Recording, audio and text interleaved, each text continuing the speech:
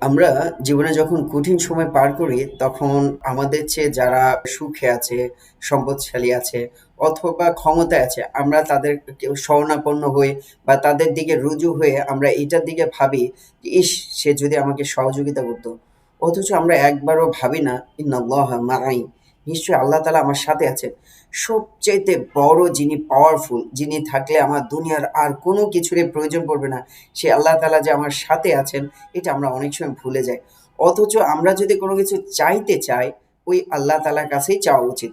আর যেহেতু উনি দেওয়ার মালিক, সর্বোচ্চ, মানে সর্বোচ্চ যত ক্ষমতা আছে, যেহেতু তার কাছে, তিনি আমাদেরকে দিতে চাইলে কুন ফায়াকুন, তিনি বলবেন যে হও তো হয়ে যাবে।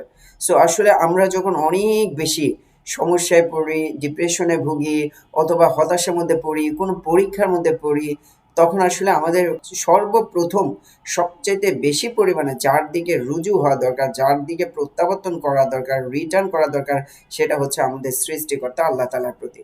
সো আল্লাহ তাআলাকে আসলে সাথী বানানো দরকার। এই দুনিয়াতে আমরা যতই বন্ধু-বান্ধব দেখতেছি না কেন, আসলে এরা কিন্তু বিপদে পড়লে অনেক সময় থাকে না।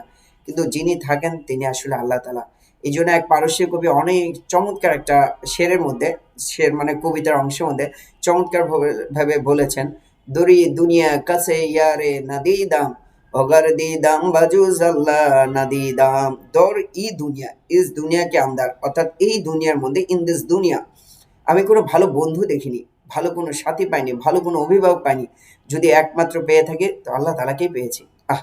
আল্লাহ তাআলা আমাদের প্রত্যেককে এরকম আল্লাহ তাআলার সাথে সম্পর্ক করার, যিনি সমস্ত কিছু জাননেওয়ালা, যিনি সমস্ত কিছু করনেওয়ালা, আমার প্রকৃত সাহায্যকারী, আমার সমস্ত জরুরতকে পুরা করনেওয়ালা ওই আল্লাহ তাআলার সাথে যেন বন্ধুত্ব করতে পারি, ওরকম একটা মানসিকতা আমরা ডেভেলপ করতে পারি।